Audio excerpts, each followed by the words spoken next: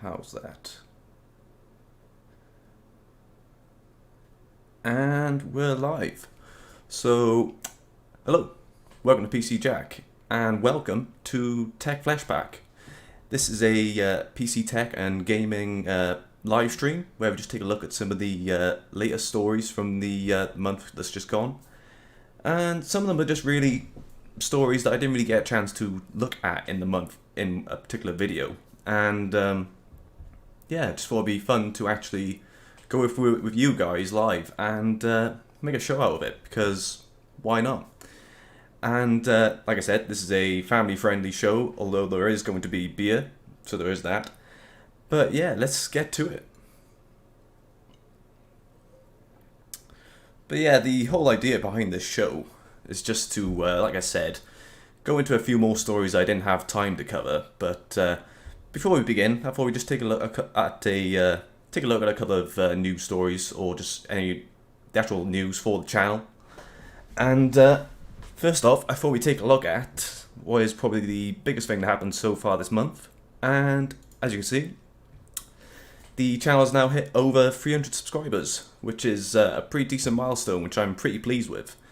And I know it's still not that much in the grand scheme of things when it comes to YouTube, but it's a start, and we're nearing 500, so it's halfway to 1,000. We're getting there slowly, but yeah, it's a good time at the moment. It's been a bit quiet this month, though. I think that is obviously going to trickle down, because obviously it's a smaller channel, but also views are a bit down for September anyway, with obviously people going back to school and for going back to work. So it's fair enough, really. But been busy this week. I've been trying to get some videos done, but got a bit caught up with my car failing its MOT. But contending with that. But I did get a video done, which I was going to keep under wraps at the moment. But it's a video where I'm going to be taking a look at the RMA process for a particular brand, which will remain nameless until the video goes live on Monday next week. But I found some interesting things from it, and I'm really keen to get that one out there, so hopefully it should be good. But yeah, so I think all those, let's just get into the first topic for today. So the very first thing we can see on here now, I want to take a look at this. GeForce Now leak lists Final Fantasy VII and 8 Remake, Half-Life 2 Remastered, Metal Gear Solid 2 HD, and lots more. So, if you didn't see this pop up, basically there was a leak a couple of days ago, and basically a lot of titles that were leaked from the GeForce Now database for release,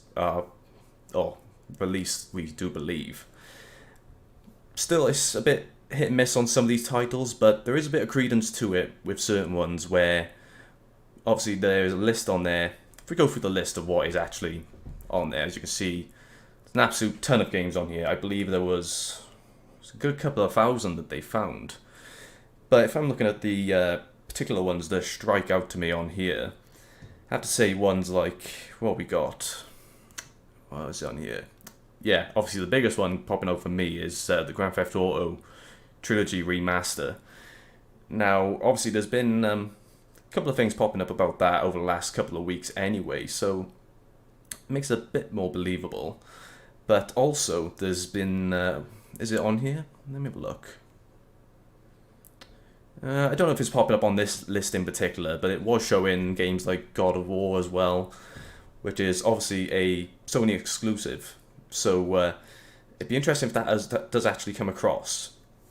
There is, again, possibility for that. We have seen with the Days Gone port, Horizon Zero Dawn, and a few other ones. But that one in particular I'd be really interested to play, along with, what was the other ones we have on here? Returnal. That's another one I'm really interested in checking out. There was stuff on here about a Bioshock RTX remaster as well. Could be interesting perhaps anyway. Obviously Alan Wake remastered, that's what we knew about. That was actually announced. But the one that did pop up, they did mention about the Uncharted Legacy collection, which is the one with Uncharted 4 and The Lost Legacy from PS4. So we already know that one's coming to PC, so it could have been that was on this list prior to that. But again, who knows if these are true or not. But basically, the actual source from this is showing on here. It was, here we go. This is from WCCF Tech. They talked to the person behind the leak, Igor July, who got access to this information by inspecting the GFN client application thoroughly. He said, about half a year ago, NVIDIA GeForce Now service worked differently. You could launch Steam directly, and after that, select a game of your choice. Most of the games are locked since GFN limitations, but I figured out how to run games which are not officially on their website. I've managed to play a Gas Guzzlers Extreme at that time. So I wanted to find a way to get a full list of games available for GFN. A very old version of a GFN client app downloaded the file, whitelist.json, which contained a few thousand of games. Unfortunately, it's no longer possible to get a new update of this file. 4 months ago, I decided to proceed with my research and inspect the GFN client application. I wanted to test if the old version of GFN downloaded the file whitelist.json can also download other stored information. I spent more time than expected, but it was worth it. And there's a whole video where he's going through on there as well.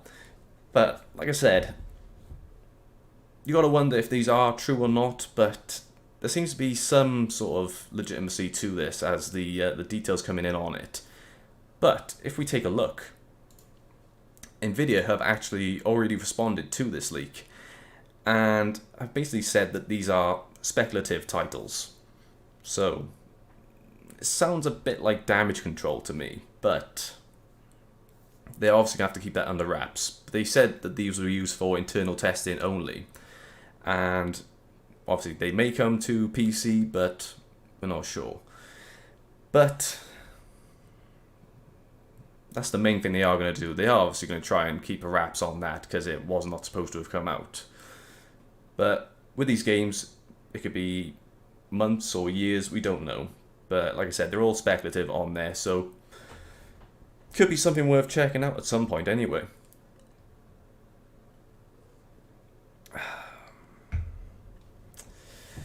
But in particular, going back to that, I don't know if it's on the list, but let me have a little look. They got that? I think it's an incomplete list on here, but yeah, the main ones I'm hoping for are going to be God of War and Returnal. I think Returnal is the most recent one, but that's like a roguelite. I'm not quite sure how you say it, but that's one that I'm really interested in checking out. But it sounds a bit similar to that new one, Deathloop, which I also need to check out. But I am hearing some conflicting reports on PC performance, but I'm not sure if that's due to the anti-cheat software they have installed for that. That was causing a lot of issues with stuttering and things like that, but it's a bit similar. Either way, something to be keeping an eye out for, because those are ones I'm really interested to see if they come true or not. So, our next story for this evening is going to be this. The Windows 11 PC Health Check app is back, and now slightly more useful. So, unless you've been living under a rock, I think you should know by now that Windows 11 is on the way. It's due to be released on October 5th. I believe that's the date. Let me double check that a moment. Not sure if it'll say on this article, but it's sometime in October either way. And there's been a lot of commotion regarding TPM 2.0. Now, it's a trusted platform module, which is not really been a thing for quite some time, but Microsoft are requiring that you have this for security reasons, obviously. And a lot of motherboards out of the box won't actually have that enabled, or you will have to download a BIOS update in order to do so. But when they released the PC Health Check app, they would allow you to check the whether your system meets the requirements for Microsoft for Windows 11, and it would just say this PC cannot run Windows 11, but that was about it. It wouldn't really give you much of an inkling of what is actually wrong. Now, they have listed the actual minimum requirements for it, and they may be on here. Let me take a look. No, they're not on this article, but it's a pretty basic minimum requirement, like a processor that supports up to 1 gigahertz, which is pretty much anything at the moment nowadays. 4 gigabyte of RAM, something like that, I think. But this one thing that was popping up was TPM 2.0. Now, since that's happened, there's been a lot more research into this, and obviously a lot more people are finding out how to actually go about enabling this. I am going to actually be doing a video at some point showing how to do it within the MSI BIOS, but it is still good that this PC Health Check app is back, and it's actually giving you the reason why your system may or may not be able to run Windows 11. And it's one of those things as well we're going to have to see, especially with games that support anti-cheat measures. So one in particular, I know Valorant. It's not one I play myself, but I know that's got some specific measures in place for anti-cheats and bots. So whether TPM will have any sort of effect on games with that sort of implementation, we'll have to wait and see. But either way, it's still good that we're actually able to find out now and resolve any issues prior to the launch in October now. But I'm quite looking forward to checking out Windows 11. I still haven't actually tried it myself. I did say I was going to wait for the official, the actual official launch. But what I'm hearing so far is that it's already pretty solid for a new OS. Now, people are going back and saying that it seems that it goes for this run of like bad OS, good OS, bad OS, and currently people are more favourable of Windows 10 nowadays, but there's this idea that maybe Windows 11 will change that and we'll have some big issues upon launch. I'm hoping that's not the case, but from the people who have been in the Windows Insider program, they've seemed to have been getting on with it quite well. And obviously with the features that it supports, like direct storage APIs and just the actual look of it itself is a bit more, bit Mac OS seeming, especially with its rounded edges and basic stuff like that. But I do really want to get hands on and look all the way through it and see if there's just see what I actually think of it in general. But yeah, it won't be long now. Obviously, like I said, it's a few weeks, and looking forward to getting into it. It should be an interesting change, and if not, it's back to Windows 10 for us then, but never mind. Anyway, let's move on to our next topic for this evening. Here we go. Have a little beer break. And that's better. NVIDIA might resurrect the RTX 2060 with 12 gigabytes of VRAM. Now, this isn't the first time this seems to have happened in the last couple of months. Obviously, previous to this, we saw the 1050 Ti actually relaunch in order to combat the shortages we're all facing on any graphics card at the moment. And they did also do the RTX 2060. That was the regular version for that. Now, did that really help? I may be missing if it did, but I didn't really see any of them pop up. Obviously, there's ones that were coming in regular stocks anyway, but I'm not sure if that's the solution that we're all hoping for at the moment. But the idea is obviously they're going to be buffing this up with an additional bit of RAM, up to 12 gigabytes. And what have we got on here? So this was a leak from videocards.com saying that they will be trying to ramp up production towards the start of January next year. And obviously it's going to be the idea that if they can get enough of these to market, it should help to alleviate the demand that we're currently facing for everything else. Now, while it's a good thing that we're seeing more graphics cards to hit the market, even if they are previous generation cards, it's not a good sign for the current generation of hardware we're trying to get our hands on. So if they are having to resort to this at the earliest next year, then what does that mean for the start of the year for everything else, like the RTX 3000 series? And I know it's going to be a separate thing with AMD, but even still, it's not looking particularly good. And I don't want this show to be too depressing with this news on graphics cards and whatnot, but I still thought it was an interesting thing to take a look at. But as you can see on here, like they've said, from a performance perspective, if I can have it on camera here, there, that's better. So from here now, so we got, from a performance perspective, a 12GB RTX 2060 should also be better than a 4GB or 8GB RTX 3050 or 3050 Ti. Now it's worth saying, I think it does say here about, that's it, yeah, so obviously the 3050 or 3050 Ti haven't actually come to desktop, they've been reserved for mobile, but it's still interesting to compare, and it's at least another option, I suppose, but we're just going to have to wait and see if that does actually show up. And if it does, then how long is it going to be available for?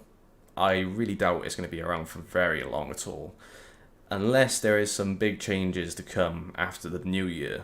But again, just got to wait and see. Obviously, the demand could increase pretty highly up towards Christmas anyway, and whether they're sitting on shelves of these at the moment and just haven't brought them out to market, we just don't know at the moment, but fingers crossed anyway. So, as depressing as all that was anyway, it gets a little bit worse when we get to our next article, which is graphics card prices are rising in China, reflecting a global trend. So, I have been trying to keep an eye on the market as is, and we have seen, well, I saw personally that in August, availability seemed to improve the best I've seen it all year. I could regularly find RTX 3060s and 6700 XTs. There was a couple of older cards popping up, like I saw a couple of 1650s and 1660 and 6060 Supers. Those type of cards were popping up quite a lot. Not quite the more highly demanded ones like the RTX 3070 or the RTX 3080, but it was still showing improvements for what we could expect from the market. But getting into September, that seems to have just taken a complete nosedive, and it's not looking particularly great, as what we can see from here is that prices in China have begun to rise, and if that's anything to go by, that could obviously mean that this will apply internationally as well. And we can see from this chart, so what we got, yeah, what was that, 304% in May, and it was going down, and then you can see it's starting to go back up a bit. And still the general ones that we can see that are the ones that actually are improving, the RTX 3080 Ti. Now, if you were keeping an eye out on reviews for that when it came out, you probably would have seen that it wasn't particularly highly regarded, as it was more of a shaved down RTX 3090, and also the RTX 3070 Ti was a shaved down 3080. But the 3070 Ti, maybe because it's priced relatively better than the RTX 3080 Ti into comparison to what's up above it, is that's gone up. But you can see on here for the RTX 3080 Ti, it's actually gone down 5% that's up to August though. That may have changed now in September. I probably could have got a bit more of an up-to-date article for that, but it's generally the ones that we've seen for most of this year where it's not looking great. Mainly the RTX 3070, of course. That's just not doing well. 3090 is fairly unscathed, but it's always been that option that's always been quite out of reach for the majority of consumers. So with that reason, it's a bit easier to actually find one. Like, if I even take a look, if I go, let's check out Scan. See what we got. So I go for 3090 on Scan. This is for the UK. Here we go. So we got two in here at the moment. Well, one's for pre-order still, but it is actually in stock. And see what I mean? So that price of $2,299, that does, like I said, that's out of reach for the majority of consumers. Which is why, obviously, it's probably stayed in stock for much longer. But it's one of those things, like if we go back to what may have happened then is obviously, I'm going to go out and say that I don't keep up too well when it comes to crypto in the first place. But I do believe if I was tracking, Ethereum was down a bit in August. And we've been constantly told over and over again that crypto isn't influencing the pricing on these products. But clearly it is a little bit, which is something to take with a pinch of salt. Like I said, there's not just the demands of crypto that we've seen. Obviously, there's the actual demand in the first place. And obviously, we've got the scalpers that are still in force anyway. I did a video a couple of weeks back taking a look at some of the pricing on eBay at the moment, and it was looking pretty horrendous for the most part. But we're still going back to this thing of saying that crypto is not at fault for these increased prices. Well, prices started going down last month, as well as Ethereum, very slightly. So that tells you something at least anyway. But maybe we'll see some sort of improvement heading into the holidays, perhaps, as even if demand is as high as it is right now, as it has been for most of the last year, we could see some increased stock to alleviate that, especially heading into the holiday season. But I'm hoping for a change because I want to be getting to building more again anyway. And the other things they are going to have to be contending with as well is obviously the fact that they're still trying to get consoles out the door, and with TSMC's 7nm process being so sought after, this isn't affecting so much NVIDIA because they're on their own manufacturing process with Samsung's 8nm.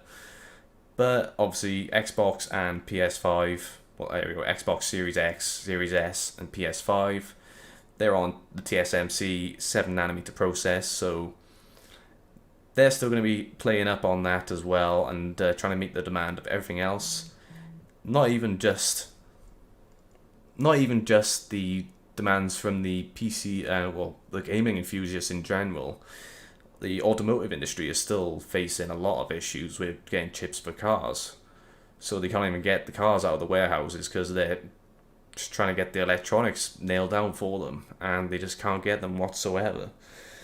So again, it's not a good sign at the moment if we're seeing this in China, but potentially what we would want to happen is to see the demand scale down ever so slightly for next year. And what has been reported on is an oversupply up into 2023, which sounds like a dream come true, to be honest, but we just gotta try and get there, that's the main thing. But hopefully things improve next year. As we've seen, in fact, it was about a year ago that the RTX 30 series actually launched, and it was a much happier time, especially when Nvidia had their 30-day countdown they were doing on Twitter, where they went through 30 years of gaming, and then that ended, and well, here we are today now. So, not the best, but what can you do? How about we move on to a different story, and one that could be you could actually buy it perhaps. So, early Intel Alder Lake prices could take the fight to the heart of AMD Ryzen. Now, obviously what we saw with the Ryzen 5000 series is that as AMD have gained more market share in the CPU space, they have increased their pricing, which obviously is not a good thing. You don't want to be having to pay more, but they have been able to better compete with Intel in the high end. And obviously, as we saw, for years Intel held on to the single-threaded performance crown and the gaming crown, and AMD took that last year with Ryzen 5000 series. So Of course, they're going to be able to raise prices on that. It's not exactly surprising. But this may have given Intel a slight advantage with 12th gen Alder Lake, as what we're looking on here is that they will be priced them a bit more accordingly and competitively with Ryzen 5000 series. So here we go. These are the prices in dollars, so you may have to check that over yourself anyway. But if we take a look at the most popular ones here, so we got the 12900K, the 12700K, and the 12600K. Obviously, are going to be the ones that are most sought after. So, for our UK viewers, let's try and convert that. So 12900K. Let me take a look. 12900K. No, what am I typing that for? I want to know the price. What am I looking at for? $604. Why is that in pounds?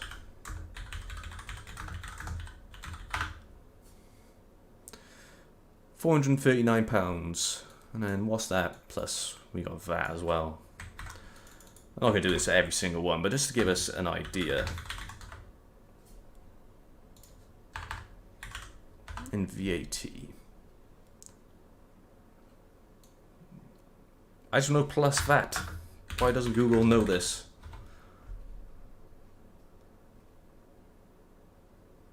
No, I'm not going to bother figuring that out now.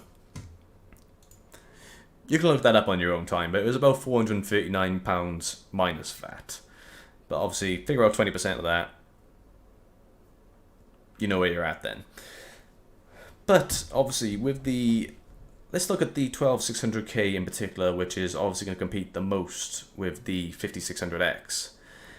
And at 288.77, that was roughly around where the 5600X would have been when that launched.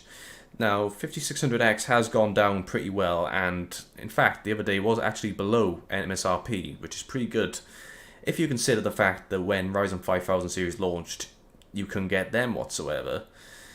That's a pretty good sign, but at that price, we can see that Intel are definitely taking aim and trying to be priced more accordingly to the actual market they're in. But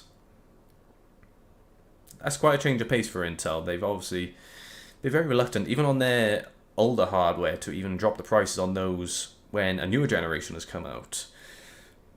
But maybe there's been some sort of change, because as we saw with Rocket Lake, it just did not do well whatsoever. They're just obviously reaching the very end of what is possible with their 14 nanometer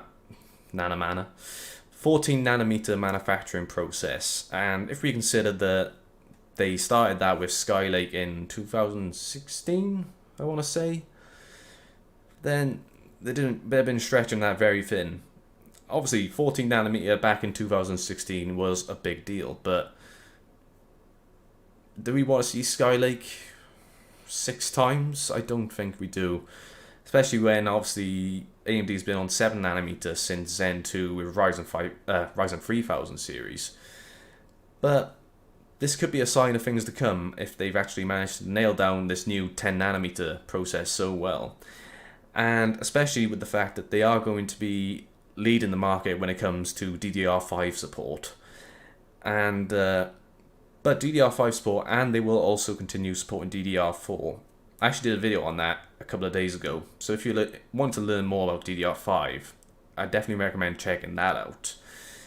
But obviously they are going to be beating AMD to the market when it comes to DDR5 support and PCIe Gen 5.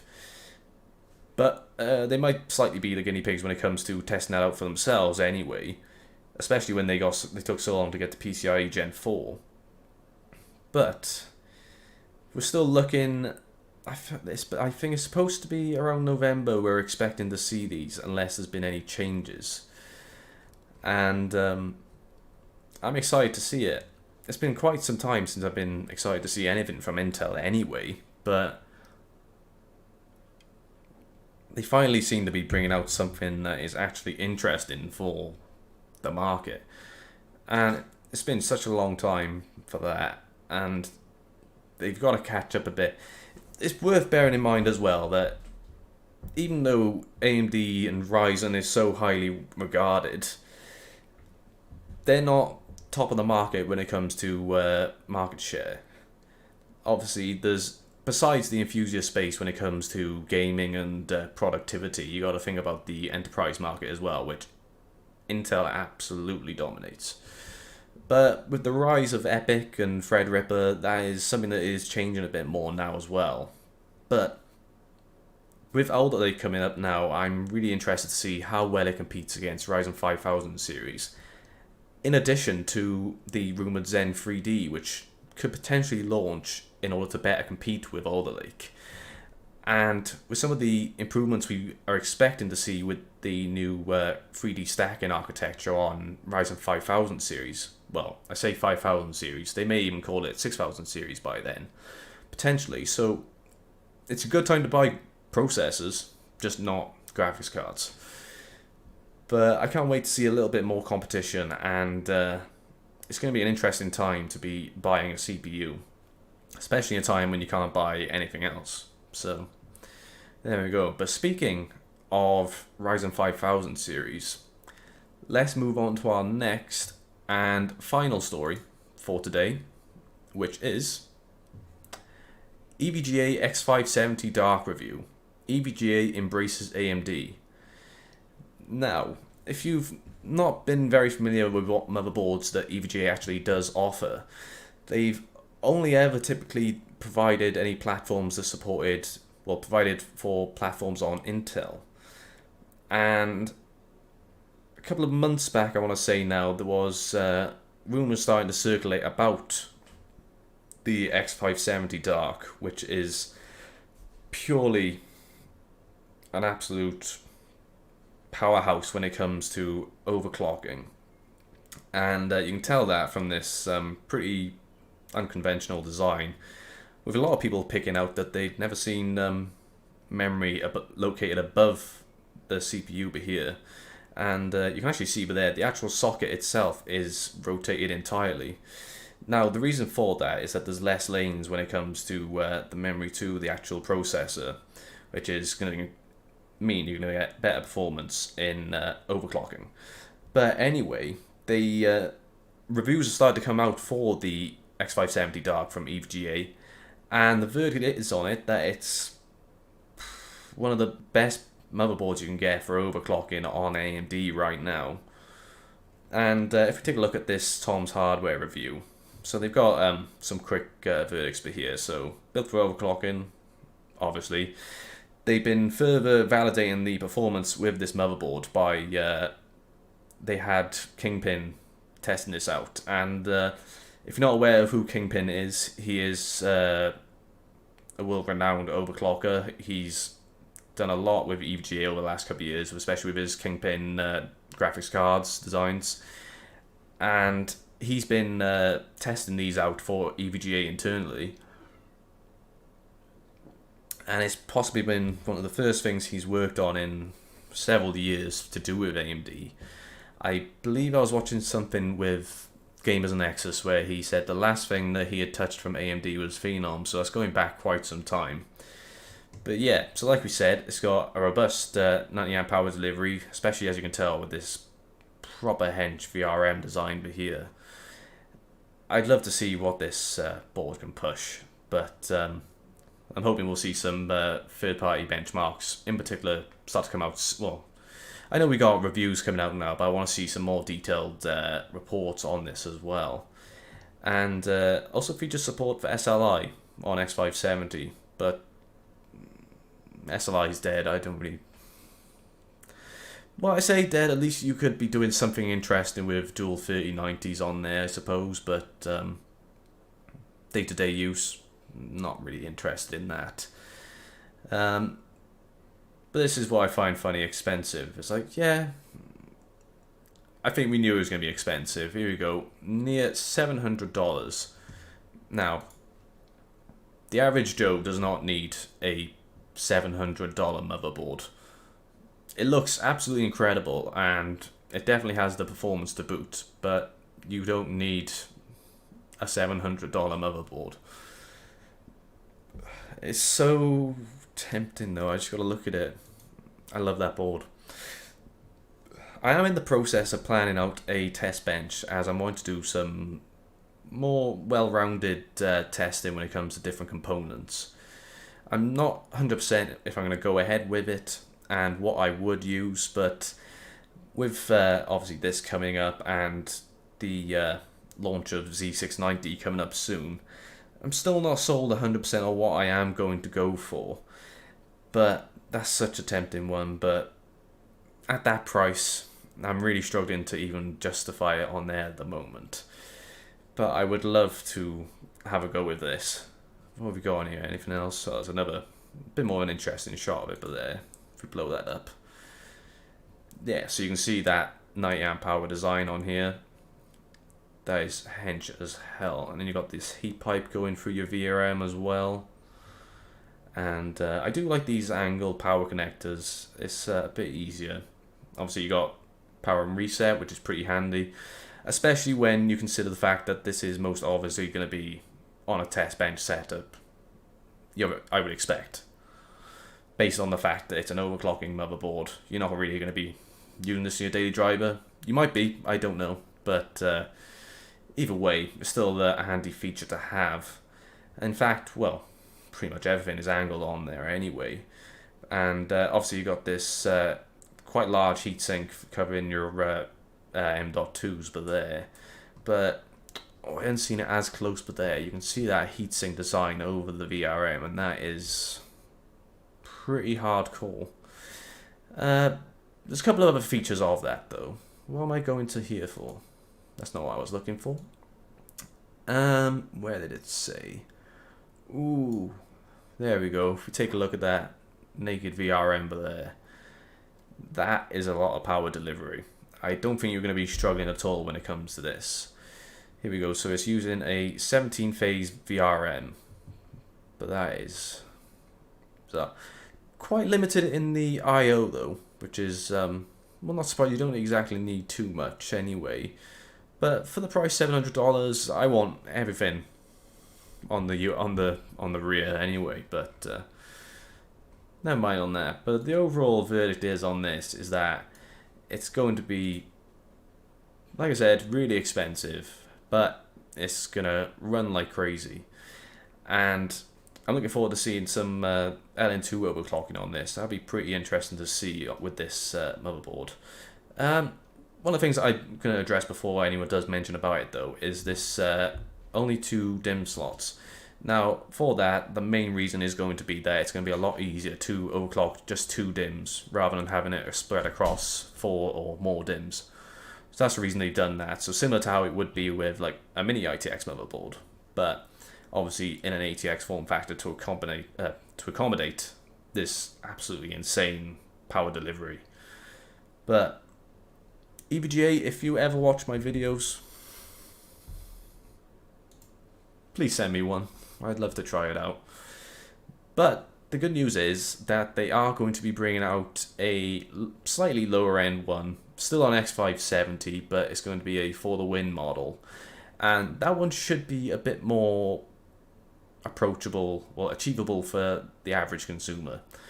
If we consider the, I say lower end, but the X570 ones, which are more 200 to 400 range, which is what I would probably anticipate for that one. But maybe that would be one I could check out. But at $700 for this one, that's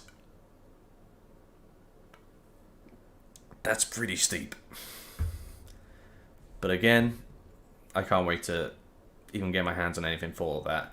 The other thing that would be worth addressing on that is obviously this is X570, but you may not be aware that they've actually soft launched X570S, which the main difference there being is that they've obviously done away with the chipset cooling, so it's actually cooled passively rather than with a chipset fan.